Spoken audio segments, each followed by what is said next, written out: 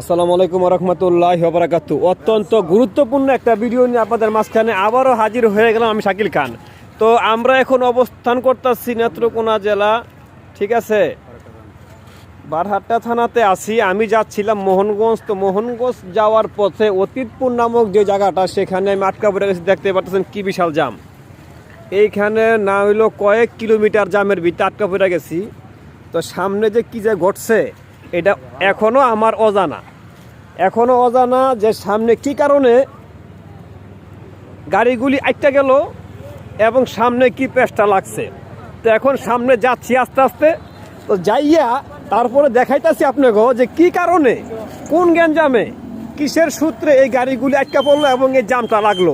আমরা জানি শহর বন্দরে জাম লাগে, কিন্তু এই গ্রামে কিসের জামটা, ঠিক আছে। তা আমরা একটু আগাই, যদি একটু দেখাই আমরা, ঠিক আছে। এখানে প্রচুর গাড়ি এবং প্রচুর মানুষ আটকা পড়ে গেছে গা, ঠিক আছে। দেখেন যেদিকে তাকাইবেন শুধু সেদিক খালি জাম আর জাম, প্রচুর জাম, দেখেন প্রচণ্ড জাম। তো এই জামের ভিত্তি আটকা পড়ে গেছি গা। আচ্ছা, জামটা কোন কারণে? এই যে কারণে রাস্তার কাজ, রাস্তার ভরপুর কাজ নাকি, এই জন্য পুরো জাম রাস্তা নাকি। আচ্ছা, দেখতে পাচ্ছেন এদিক থেকে একদম সেই মাথা পর্যন্ত, একদম ওই মাথা পর্যন্ত পুরা জাম। 4 কিলো তো দেখো, 4 কিলো রাস্তা পুরাই জাম, ঠিক আছে। এতটাই জাম, অতীতপুর নামক জায়গাটার ভিতরে এখন জামের ভিতরে আমরা আটকা পড়ছি।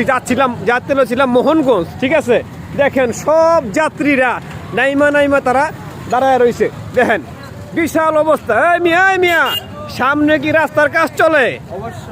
আচ্ছা ঠিক আছে, তাহলে একটু দেরি হবে নাকি। দেখতে পারতেছেন আসলে খুব দুঃখের বিষয়, এখানে অনেক মানুষ জামে আটকা পড়ে আছে।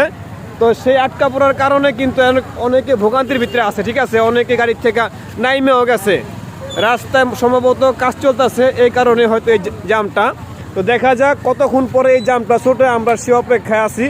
দেখেন যেদিকে তাকাইবেন সেদিক শুধু খালি গাড়ি আর গাড়ি।